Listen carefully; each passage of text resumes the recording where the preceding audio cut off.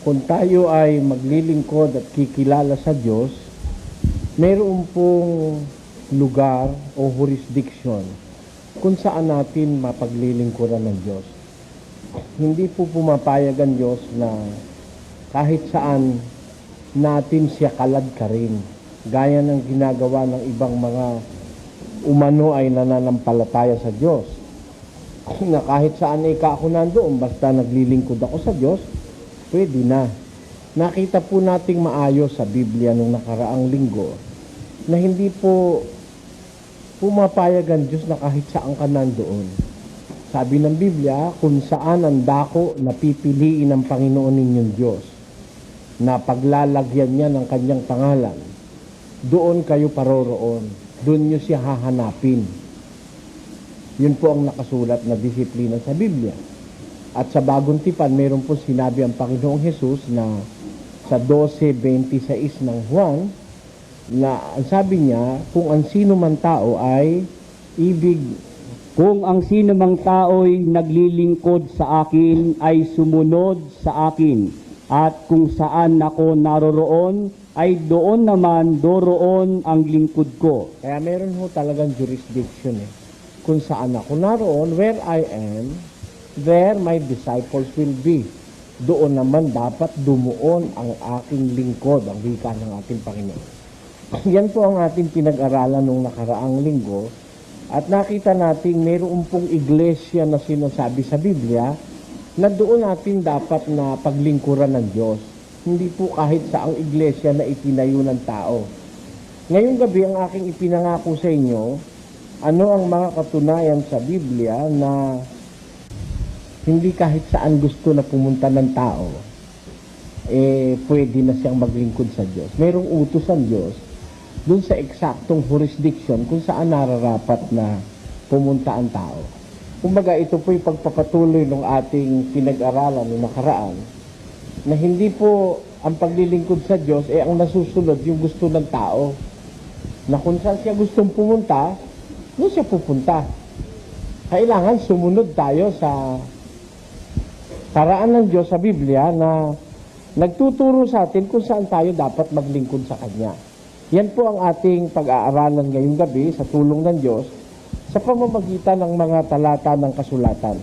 Gusto ko po kasing maakay kayo ang inyong way of thinking, hindi dun sa mga nakagisna na nating mga haka-haka at kuro-kuro ng mga tao.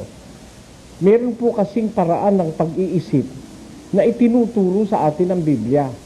Pag-iisip na nakabatay sa kasulatan. Pakinggan nyo sa 5:39 ni Juan, ganito po ang ating mababasa, mga kababayan. Saliksikin ninyo ang mga kasulatan, sapagkat iniisip ninyo na sa mga yaon ay mayroon kayong buhay na walang hanggan. Yan po isang guide para sa ating wastong pag-iisip. Ang kasulatan ang dapat na maging guide ng pag-iisip ng tao.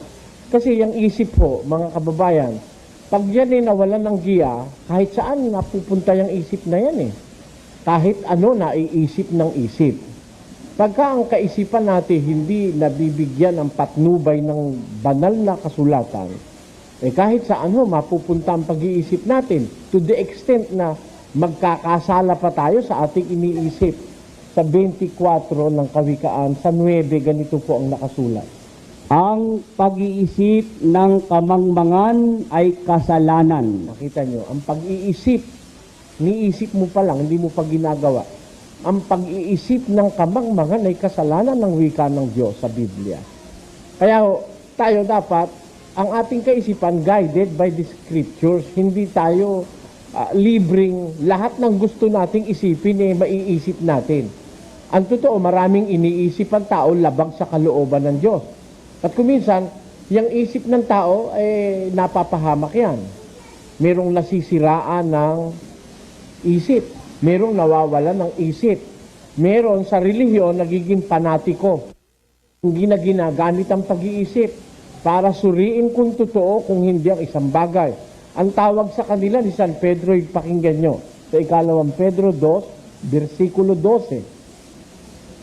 Tatapwat ang mga ito na gaya ng mga kinapal na walang bait na ipinanganak na talagang mga hayop upang hulihin at lipulin na nagsisialipusta sa mga bagay na hindi nila nalalaman. Ganyo, meron mga tao walang isip na eh.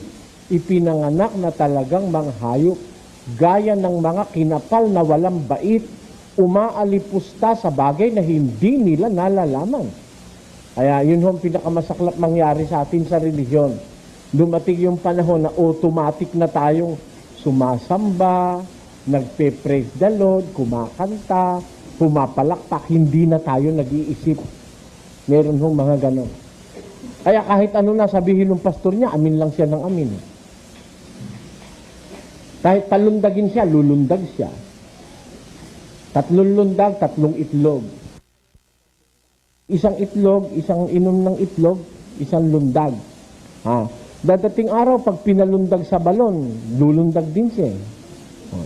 May pruweba ho ba tayo niyan? Meron. Pinainom ni Jim Jones ng lason ng kanyang mga miyembro. Pinaniwalang hindi sila tatablan ng lason. Uminom sila sabay-sabay. 930 nang namatay sa kanila. Doon sa Guyana, sa Johnstown, patay lahat silang nagsiinom ng cyanide. 913 of them perished in a mass suicide recorded in the Guinness Book of World Records. Napaniwala ni Valentin de los Santos ang kanyang mga miyembro sa kanyang paniniwala na hindi sila tatablan ng bala. Kaya noong early 50s o late 50s, yung grupo nung Lapi ang Malaya sa Pasay, napakaraming nahinerang patay dun sa Metaf Avenue. Nakita ko ng mata ko yun. Kasi, nung sila'y lulusob ng may daladalang gulok sa mga PC patawag nun, paniwala nila, hindi sila tatabla ng bala lulusubin yung mga PC. Nung malapit na, pinagbabaril ng PC, timbuang sila lahat, patay. Dito sa Pilipinas yan, Kaya meron tao, dumadating ang oras, hindi na ho nag-iisip Sumusunod na lang blindly sa kanyang pastor. Napahamak sila. Doon sa Church of God Holy Branch sa Amerika. Ito ay nalalaman ng halos buong Amerika. Church of God Holy Branch. Meron silang paniwalang kahit sila maghawak ng ahas, paglaruan nila ang ahas, hindi sila maaano. Isang seremonya nila, nagpakawala sila ng maraming ahas. 3 ang patay agad doon sa seremonya. Natuka ng ahas. Hindi sana dapat magkaganon. Kung tayo po'y nag-iisip. Kaya ang sabi ni Jesus, saliksikin ninyong mga kasulatan sapagkat iniisip ninyo na sa mga yaon ay mayroong kayong buhay na walang hanggan. Kaya po, doon ko kayo hinihikayat mag-isip mga kababayan. Huwag tayo maniwala doon sa sabi-sabi lang na kung sino-sino. Istambay sa kanto, o isang matandang walang maisip, kundi mag-isip ng kababalaghan sa isip niya, pagkatapos sinabi sa apo niya, kailangan bago ka umalis, kung may kumakain, ikutin muna ang pinggan. Huwag ka magwawali sa gabi, lalabas ang grasya. Yan, mga salit-salit, sabi na. Alam nyo, sa Biblia, ayaw ng Diyos ng ganyan 2:8 ng Kulosa. Kayo'y magsipag-ingat. Baka sa inyo'y may bumihag sa pamamagitan ng kanyang filosofiya at walang kabuluhang pagdaraya ayon sa salit-saling sabi ng mga tao, ayon sa mga pasimulang aral ng sanglibutan at di ayon kay Kristo. Bawal yun yung salit-saling sabi ng mga tao, mag-ingat kayo dyan, sabi. Ganon din po yung tinatalakay natin. Maraming sabi-sabi ang tao, kahit saan ka naman ikanandong, basta't naniniwala ka sa Diyos. Hindi ka gumagawa ng masama. Ligtas ka rin. Sabi naman ng Iglesia ni Cristo, ang hindi pumasok sa Iglesia ni Cristo, walang kaligtasan. Ganyan po ang paniwala. Ngayon ako, hindi ko sinasabi yun na ang hindi pumasok sa amin, walang kaligtasan. Kundi, ang sinasabi ko, ang kalooban ng Diyos, kung maglilingkod ka, meron kang dapat na puntahang jurisdiction. Sabi nga sa pasyon, sapagkat pastor kang tunay ang wika sa pasyon. Nitong mundong kabilugan, ang obehang sino paman, kung di masok sa bakuran, ay hindi mo nasasakupan. Ayan, maliwanag sa pasyon yan. Merong bakuran, na kung hindi papasok doon ang obehang sino pa man, hindi mo nasasakupan.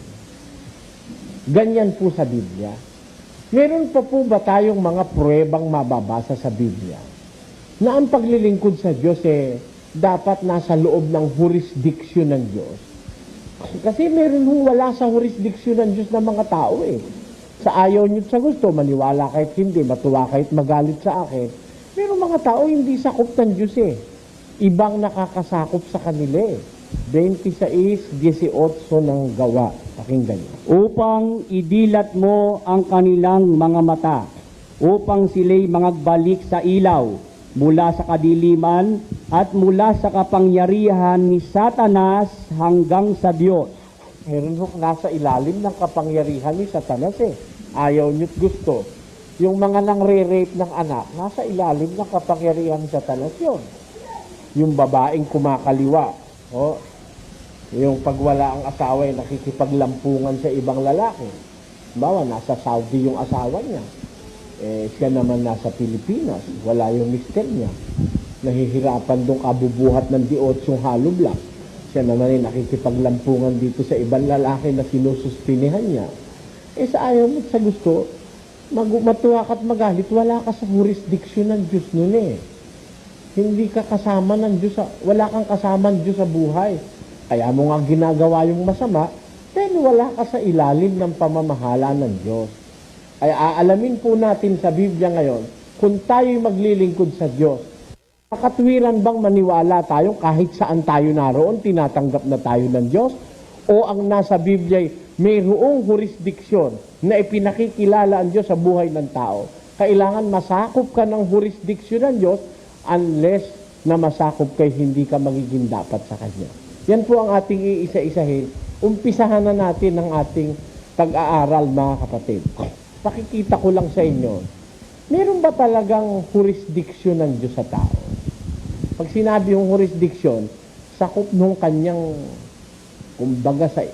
kumbaga merong isang imaginary line na nakaikot sa iyo, nasakop ka nun. Pakinggan nyo, 4:7 ni Santiago, ganito po ang ating mababasa. Pasakop nga kayo sa Diyos, tatapwat magsisalangsang kayo sa diablo, at tatakas siya sa inyo. Sabi ng isang utos, pasakop kayo sa Diyos. Utos o hindi? Kaya liwaliwanag utos Pasakop kayo sa Diyos. Sang kayo sa diablo. At tatakas siya sa inyo. Gusto nyo takasan tayo ng demonyo? Pasakop ka sa Diyos. May jurisdiction ng Diyos Meron siyang sakop ng kanyang kapangyarihan at paniniwala o pamamahala. Gaya ni Adan at ni Eva, nung sila hindi pa lumalabag sa Diyos, nasa loob sila ng Eden. Nung lumabas sila, pinalaya sila sa loob. Naniniwala kayo? Pakinggan nyo sa Henesis, ganito po ang ating mababasa, mga kababayan. At sinabi ng Panginoong Diyos, narito, ang tao'y naging parang isa sa atin, na nakakilala ng mabuti at ng masama. At baka ngayoy iunat ang kanyang kamay, at pumitas naman ng bunga ng punong kahoy ng buhay, at kumain at mabuhay magpakilanman. Kaya pinalaya siya ng Panginoong Diyos sa halamanan ng Eden, upang kanyang bukirin ang lupaing pinagkunan sa kanya. At anupat itinaboy ang lalaki, at inilagay sa silanganan ng halamanan ng Eden ang mga kerubin, at ang isang nagniningas na tabak na umiikot, upang ingatan ng daang patungo sa kahoy ng buhay. Ayun. Pinalaya sila dun sa jurisdiction ng Diyos Nasa Eden sila Doon sila iniingatan ng Diyos Kumbaga sa isda, nasa aquarium si Eva at si Adan. Nasa direct guidance sila at care of the Almighty God. Pero, kung sila lumabag, pinalaya sila doon sa halamanan ng Eden. Kaya sila ngayon, hindi nasakop ng jurisdiction ng Diyos. Mula noon, ang tao nang namahala sa kanyang sarili, ligaw na siya, hiwalay na siya sa Diyos. 3:7 ni Malakya. Pakinggan. Mula ng mga kaarawan ng inyong mga magulang. Kayo'y nangagpakaligaw sa aking mga tuntunin at hindi ninyo tinalima. Manumbalik kayo sa akin at ako'y manunumbalik sa inyo, sabi ng Panginoon. Ano sabi ng Diyos? Mula nung kaarawan ng inyong mga magulang, nagpakaligaw kayo sa aking mga tuntunin, hindi ninyo iningatan. Manumbalik kayo sa akin. Ito nyo.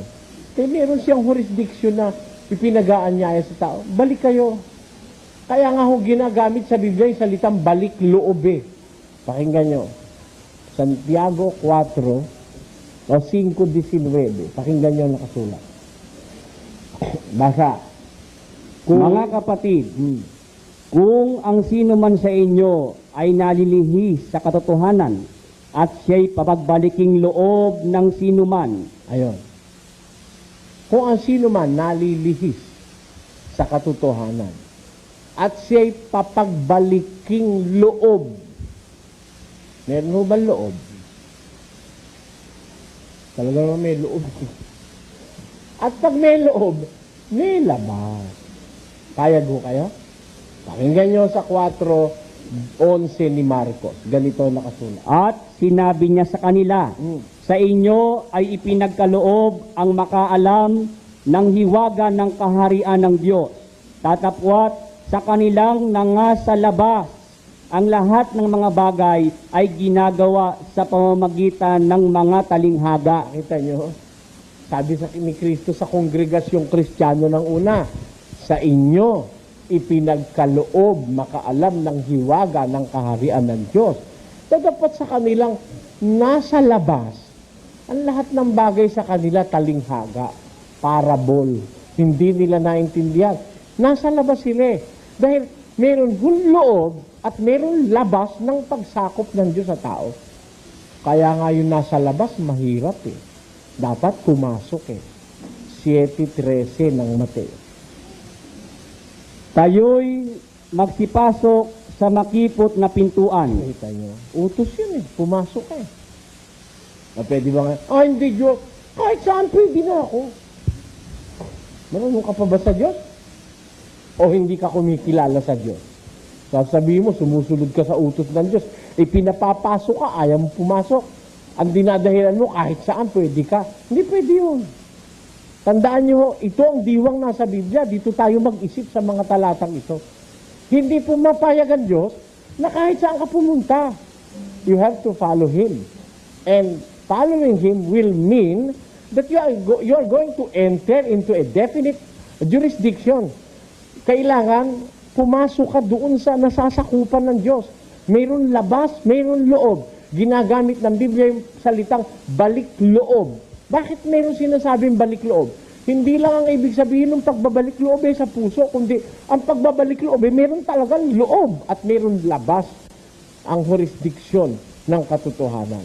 Yan pinatunayan pa ng Biblia nang sabihin ni San Pablo ang ganitong pangungusap na siyang nagligtas sa atin, na siyang nagligtas sa atin sa kapangyarihan ng kadiliman at naglipat sa atin sa kaharian ng anak ng kanyang pag-ibig. Ulitin mo natin. Na siyang nagligtas sa atin sa kapangyarihan ng kadiliman at naglipat sa atin sa kaharian ng anak ng kanyang pag-ibig. Kita nyo, ang tao mula dun sa kadiliman, inaalis ng Diyos, inililipat ng jurisdiksyon.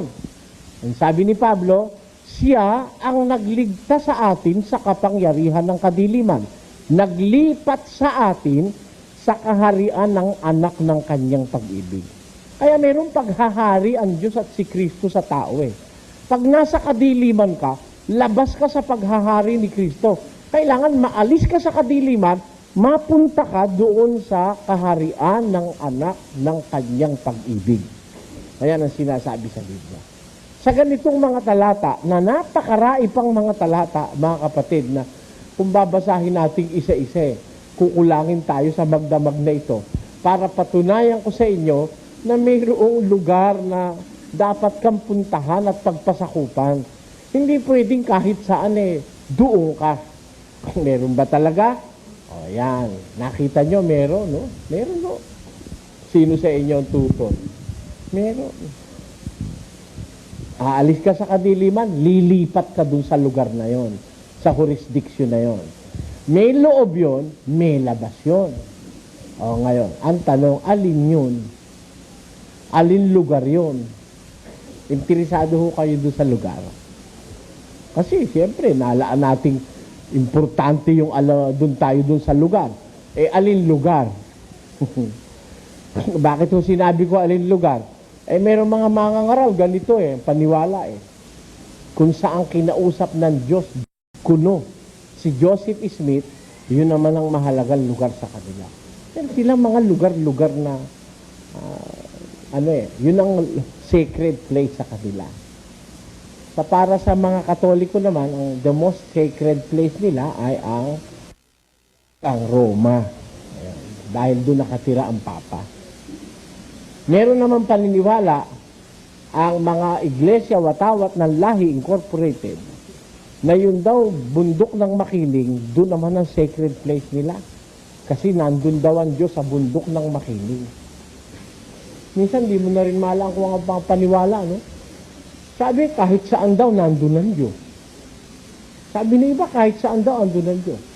Kahit saan pala nandun ang Diyos, ba't pumupunta ka pa sa Makiling? Kahit saan nandun ang Diyos, ba't nagpupunta ka pa sa kapilya, saka sa simbahan? Wala Diyos kahit saan. Paniwala nila, God is everywhere Ako, hindi nga ako naniniwalang God is everywhere Kahit saan nandun ang Diyos. Hindi naman pwede yun. Kahit saan nandun ang Diyos. Kahit sa pusali, sa basurahan, malaking basurahan sa metro, andun ang Diyos. Napakawala naman delikadesa ng Diyos mo. Nasa kabaret ang Diyos mo. O sa sabungan. Kahit saan nandun ka mo. Yun ba sabungan o lugar ba o hindi? Ang nasa sabungan, Kristo ng sabong, yung gumagano, yun ang nasa sabungan. Tunay na anak ng Diyos na buhay. Wala akong imposible. Kaya ako hindi ako naniniwalang ang Diyos kahit saan nandun God is everywhere, no? He can reach any place in the universe. His power can transcend every part of the universe. But He is not everywhere in the universe. In fact, it was proven by the prayer that was taught by Jesus Christ. Pray unto this manner, Our Father who art in heaven. Ama namin na nasa langit ka. Hindi naman pala kahit nasa dingding ka o nasa altar ka. Wala naman ganun. Ama namin nasa langit ka. Liwanag naman ang sinabi ni Jesus. Nasa langit Kaya nga sabi niya kay Maria Magdalena, huwag mo ko hipuin, pupunta ako sa aking Ama at inyong Ama, aking Diyos at inyong Diyos. Pupunta ako ron. Kung ang Diyos kahit saan ay nandun, Ama, kahit saan naman nandiyan ka dito na lang kung di na ako aalis. Ba't sinasabi niya, aakyat ako sa aking Ama? Dahil yung Ama niya nasa taas, aakyat nga siya Pupuntahan niya Tapos kahit saan daw nandun ang Diyos. Yan ang mali. Kaya ang mga tao ngayon, kahit saan dinadala ng pastor, ayokong pumari sa kanila. Gusto ko dalhin ko kayo kung payag kayo. Kung ayaw nyo naman, yan naman ang pakialam ko sa inyo, no? Kung ayaw nyo, dewag. Basta kayo may Biblia. Meron mo kayong Biblia, pwede nyo basahin kung totoo kung hindi sinasabi ko. Na ang Diyos, merong lugar kung saan niya gusto tayong magsama-sama lahat. Saan kaya yung lugar na gusto ng Diyos doon tayo pumunta? Pakinggan nyo. Sa Mateo 28, versikulo 19, ganito ang ating mababasa, mga kababayan.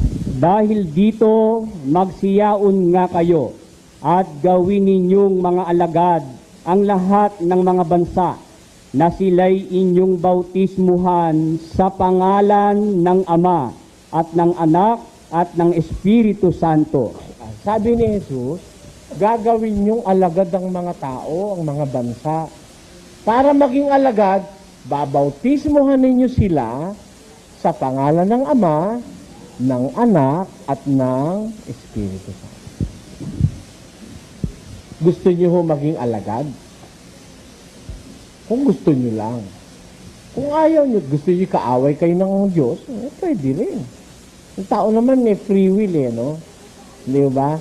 Gusto nyo pumunta sa exposition, pwede. Gusto nyo wag pumunta, pwede rin.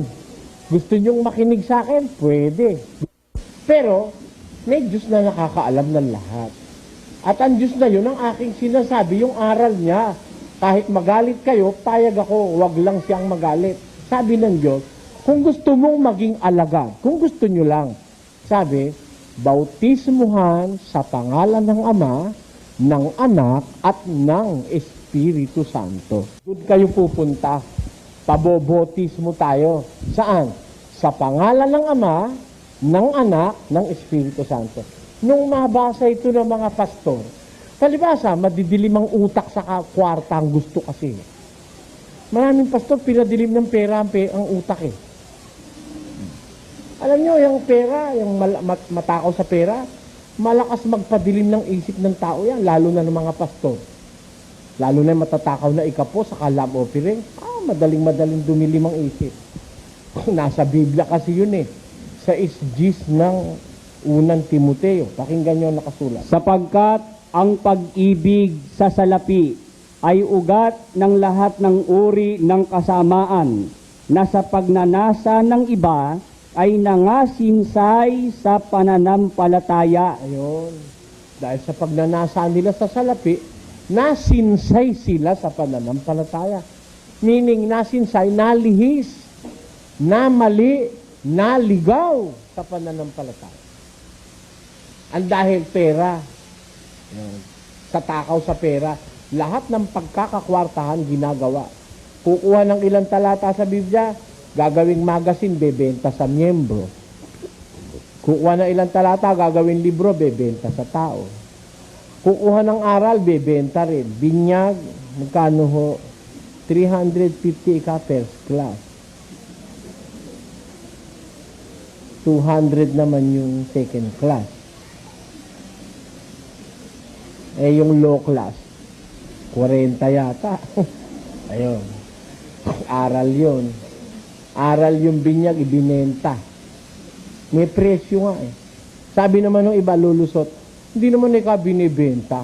Abuloy lang ikaw yung Abuloy, ba't ikaw ang nagpresyo? Ang salitang abuloy, kung ano gusto nung nag-aabuloy, yun ang masusunod. Ikaw ang naglagay ng presyo, may fixed price Saka mo sasabihin, abuloy.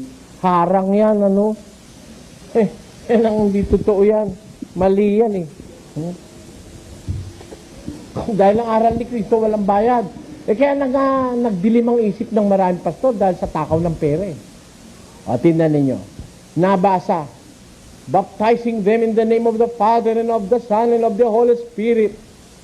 Kaya, nung magbautismo, I now baptize you in the name of the Father and of the Son and of the Holy Spirit.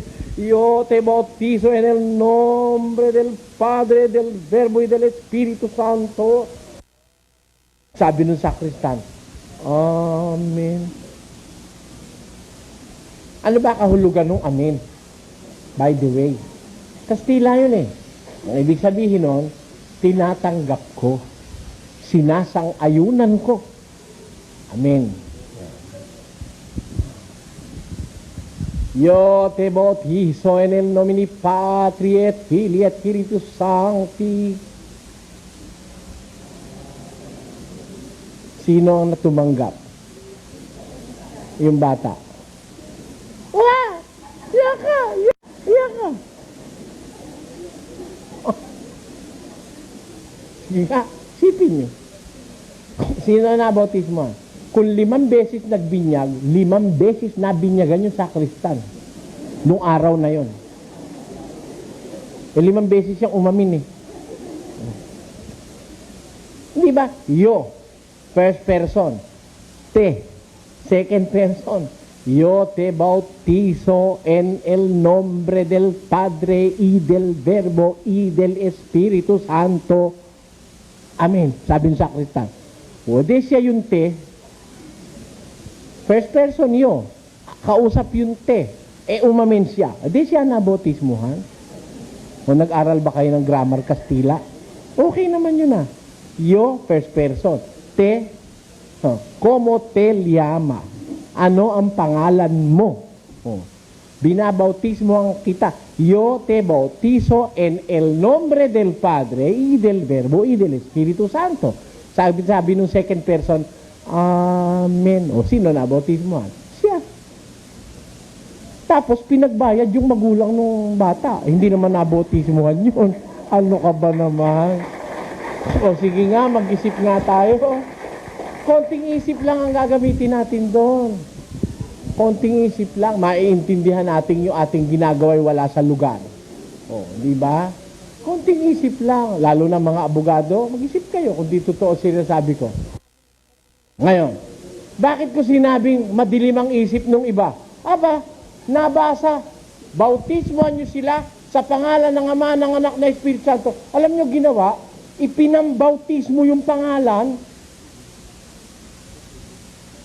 Mag-analyze tayo. Gising pa ho kayo? Nakikinig ho kayo mabuti. Analisahin natin. Magsulat ka sa ibabaw ng lamesa. Ano gagawin mo? Kukuha ka ng lapis at papel, pupunta ka sa lamesa, magsusulat ka sa ibabaw ng lamesa. Doon mo gagawin yung pagsusulat sa ibabaw ng mesa. Yung sa, it's a preposition, tumutukoy sa lugar. Sa, magsulat sa lamesa. Aba, nung mabasa, ginawa yung lamesa ay pinanulat. Tiwari kang isip o hindi? Doon ka magsusulat sa lamesa, wag yung lamesa ay panunulat mo. Ano ibig ko sabihin? Sabi ni Jesus, bautismuhan sa pangalan ng Ama, ng Anak, ng Espiritu Santo. Kaya, yung bautismo, gagawin sa pangalan ng Ama, ng Anak, at ng Espiritu Santo. Hindi sinabing bautismuhan ng pangalan ng Ama, ng Anak, at ng Espiritu Santo. Hindi yun ang ipambabautismo mong pangalan. Kundi, gagawin mo ang bautismo sa pangalan ng Ama, ng Anak, at ng Espiritu Santo. Parang lamesa, susulat ka sa lamesa. Hindi yung lamesa ang ipanunulat mo. Magbabautismo ka sa preposition yun. Sa pangalan ng Ama, ng Anak, at ng Espiritu Santo. Hindi sinabing ipambautismo mo, magbautismo ka ng pangalan ng Ama. Iba yung nang kaysa sa.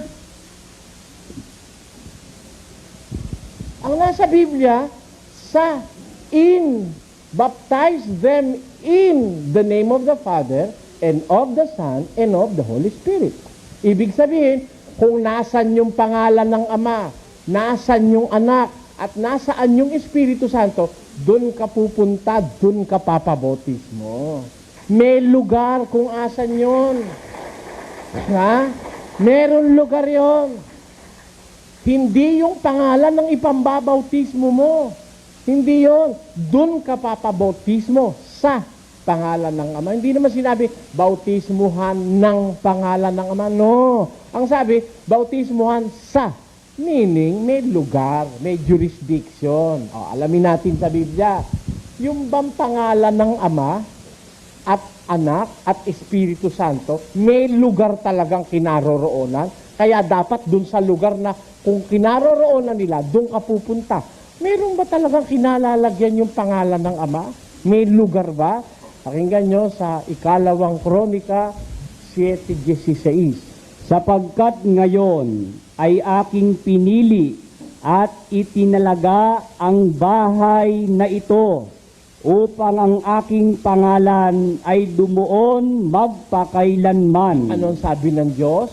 Pinili ko at itinalaga ko ang bahay na ito upang ang aking pangalan ay dumuon magpakailanman. Meron ho ba lugar ang pangalan ng Diyos? Meron. At yung pangalan ng Diyos, nasa kanyang bahay. Nasa bahay ng Diyos ang kanyang pangalan. Kaya itinalaga ko ang bahay na ito, ang wika ng Panginoon, upang ang pangalan ko ay dumuon magpakailanman. Kaya yung pangalan ng Diyos may lugar na kinalalagyan. Kung saan nandun yung pangalan ng Diyos, dun ka papabautismo. Hindi yung pangalan ng Diyos ang ipambobautismo sa'yo. O, meron bang lugar na kinaroroonan yung pangalan ng Ama?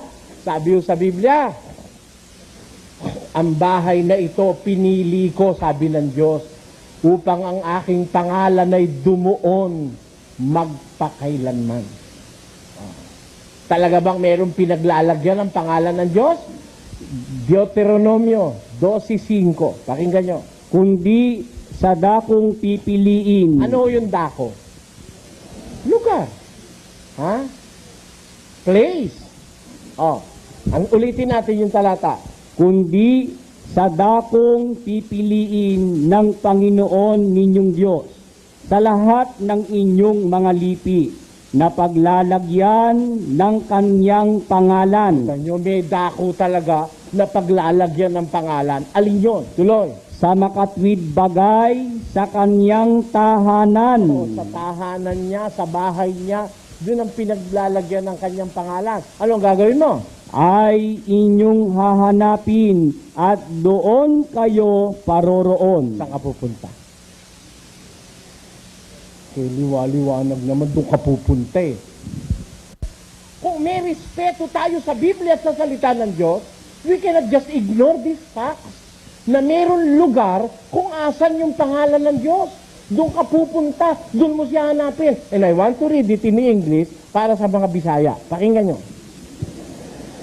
But unto the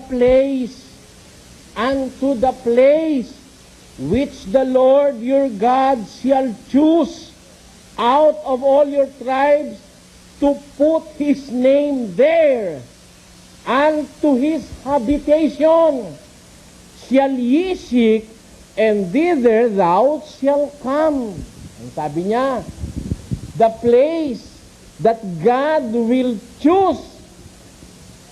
Yung pipiliin ng Panginoon. Ang sabi niya, to put His name there, na paglalagyan niya ng kanyang pangalan, doon kayo paroroon. Ito ba matututulan pa kahit sinong pastor? Huwag mong sabihin kahit saan, kakalagkarin mo ang Diyos. May jurisdiction yun. May nasasakupan ng pangalan ng Diyos. Asan siya? Nasa kanyang bahay.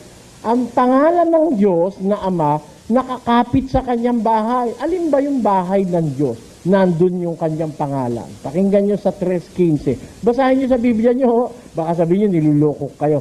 May Biblia rin kayo, basahin nyo pag-uwi. Basa. Ngunit kung ako'y magluwat ng mahabang panahon, ay upang maalaman mo kung paano ang dapat sa mga tao na ugaliin nila sa bahay ng Diyos, Alin yun? na siyang iglesia ng Diyos na buhay at haligi at saligan ng katotohanan. Alin ho yung bahay ng Diyos? If I tarry long, that thou mayest know how thou oughtest to behave thyself in the house of God, which is the church of God, the pillar and ground of the truth. Alin ho yung bahay ng Diyos na nandun yung kanyang pangalan? Yung iglesia ng Diyos. Ayun.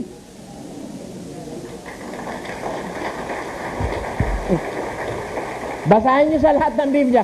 Binasa ko eh. Y si no puere tan presto para que sepas cómo te conviene conversar en la casa de Dios, que es la iglesia de Dios vivo, columna et firmamentum de la verdad. Nabasa ko sa Kastila, yun din eh. But if I tarry long, that thou mayest know how thou oughtest to behave thyself in the house of God, which is the church of God, the living, the pillar and ground of the truth. Sa Bibliang Katolikong Tagalog, kung ako'y maantala ng kaunting panahon upang maalaman mo kung paano nararapat mag-ugali ang mga tao sa bahay ng Diyos, na siyang iglesia ng Diyos, na buhay na Diyos, na haligi at saligan ng katotohanan. Yun ang nakasulat. Kahit sa Biblia mo basahin, ang bahay ng Diyos, iglesia ng Diyos. Nandun ang pangalan niya. Hindi kahit saan nandun ang pangalan niya. Pinili ko ika ang bahay na ito upang ang aking pangalay dumuon magpakailanman ang wika ng Panginoon. Kaya kung sa Biblia, mayroong kinalalagyan yung pangalan ng Diyos. Gusto mong maging dapat, doon ka pa bautismo. Bautismuhan sa pangalan ng Ama, ng Anak, at ng Espiritu Santo. Nasaan yung pangalan ng Ama? Nasa iglesia ng Diyos. Eh yung anak nasaan? Pakinggan nyo kung asan yung anak. 3:6 ng Ebreo, ganito nakasulat. Tatapwat si Kristo gaya ng anak ay puno sa bahay niya. Kita nyo, si Kristong anak naman, puno sa bahay ng Diyos. Oh, asan si Kristo? Nasa bahay din ng Diyos. Yung pangalan ng Ama, nasa bahay ng Diyos. Si Kristong anak, puno sa bahay ng Diyos. Meron ba tayong katunayan? Git 21. At yamang may isang dakilang saserdote na pangulo sa bahay ng Diyos. Oh, may isang dakilang saserdote, si Kristo yon, pangulo sa bahay ng Diyos. Nasaan ho si Kristo? Nasa bahay din ng Diyos. Yung Ama, kanyang pangalan, nakakapit sa bahay ng Diyos. Si Kristo, pangulo sa bahay ng Diyos. Eh, yung Espiritu Santo, nasaan? Gusto nyo malaman kung asan ng Espiritu Santo? O, pakinggan nyo kung asan ng Espiritu. Sa Efeso 4, ganito nakasulat. May isang katawan. Tandaan nyo, ho, may isang katawan, sabi ng Biblia. Naniniwala po ba kayong may isang katawan? Yung mystical body of Christ, yung Corpus Christi, meron talagang isa lang yun eh. Isa lang yun. Ano ba yung katawan na yun? Tignan muna nga natin ang interpretasyon ng Biblia kung ano yung katawan na yan. At siya ang ulo ng katawan sa makatwid bagay ng iglesia. Alin ho yung katawan? Iglesia. Sabi, siya ang ulo ng katawan sa makatwid bagay ng iglesia. Ang iglesia, yun ang katawan. Isa lang ho yun, hindi marami yung totoo yung nasa Biblia. Isa lang yun. Iglesia, katawan yun. Ano sabi dun sa katawan? Ulitin ho natin ang Efeso 4:4 hanggang 5. May isang katawan at isang espiritu. Kita nyo, may isang katawan o iglesia. Dun sa iglesia o isang katawan, may isang espiritu rin doon. Tapos ano pa? Gaya naman ng pagkatawag sa inyo sa isang pag-asa ng pagtawag sa inyo. Isang Panginoon, isang pananampalataya, isang bautismo. Kita nyo, nasaan ho lahat yung isa? May isang katawan, nandun yung isang espiritu, nandun ang isang Panginoon, nandun ang isang pagtawag, nandun ang isang pananampalataya, nandun din ang isang bautismo. Kaya ho lahat yan magkakasama sa isang katawan o iglesia, na siyang tinutukoy sa Biblia ang bahay ng Diyos. Nakita nyo ho? Kaya po, tandaan natin mga kababayan, mayroon lugar na kinaroroonan ng jurisdiksyon ng Diyos, na doon sinabi ng Biblia, bautismuhan doon sa lugar na yon. At tinutukoy doon sa lugar. Sa. Hindi nang. Sa. In. Not by. Oh, baptizing them in the name of the Father and of the Son and of the Holy Spirit. Bautismuhan sa pangalan ng Ama, ng Anak at ng Espiritu Santo.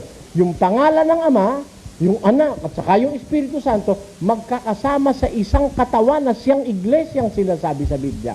Ano pat kung gusto nating pasakop sa Diyos, dapat masakop tayo nung iglesyang nasa Biblia. Kaya kami ho, napasakop kami ron. Umanib kami ron. Nakita nyo nakalagay, mga kaanib. Hindi naman kami yung iglesia nung nasa Biblia. Yung iglesia ng Diyos, hindi pa kami tao, meron na nun Kung hindi pa pinanganganak ang lelong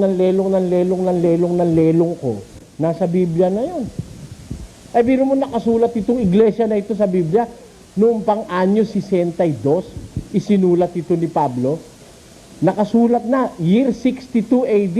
Itinatag ito ni Kristo nung year 33 AD. Nag-umpisa siyang mangaral, 30 anyo siya. Mula noon hanggang sa 33 and a half na pumanik siya sa langit, ipinangaral niya na yung iglesia ng Diyos na nasa Biblia. At yan naman ang isinulat ng mga apostol. Isinulat yan ni San Pablo no less than the early 60s. Oh, yung first century. Nakasulat na sa Biblia. Ngayon ay 1997 na. 1,933 taon na nakakalipas nang isulat yan ni Pablo. Ano natin sasabihin tayo yan? Hindi tayo yan. Hindi pa nga tayo pinapanganak eh. Nandyan na yan eh. Kailangan mapasakop lang tayo dyan. Diyan kapabautismo sa iglesia na yan sinasabi sa Biblia. Anong katunayan? Sa iglesia ginaganap ang bautismo. Dahil nandun yung pangalan ng Ama, ng Anak at ng Espiritu Santo. Meron ba tayong patutuon doon ginaganap ang bautismo sa iglesia? Pakinggan nyo sa unang Korinto 12, ganito nakasulat. Sapagkat sa isang espiritu ay binabautismuhan tayong lahat sa isang katawan. Kita nyo, saan tayo dapat bautismuhan? Bautismuhan tayong lahat sa isang katawan. Alin yung katawan? Yun nga ang iglesia. Nandun yung pangalan ng Ama, nandun ang Anak at nandun ang Espiritu Santo. Kaya yung salita sa Biblia, bautismuhan sa pangalan ng Ama, ng Anak at ng Espiritu Santo, magaganap lang ng tao yon pag tinanggap mo ang bautismo sa iglesyang nasa Biblia. Ayan. Kaya meron pong paaral ng Diyos na dapat kang sundin, hindi kahit saan pupunta ka. Kaso, nagpabautismo ka nga. Nagpabautismo ka naman. Iglesia Evangelica Metodista en las Islas Filipinas, Yemilit. Nasa Biblia ba yun? Wala yun. Iglesia Adventista del Septimo Dia, Sabadista. Nasa Biblia ba yun? Wala yun eh. Payag kayo? Wala yun. Kahit sino magbasa, wala sa Biblia yun. Iglesia Jerusalem Nueva. Meron ba nun? Wala nun. Tayo lang ng pastor yun. Iglesia ni Cristo na si Kristo'y tao. Oh, wala sa Biblia yun.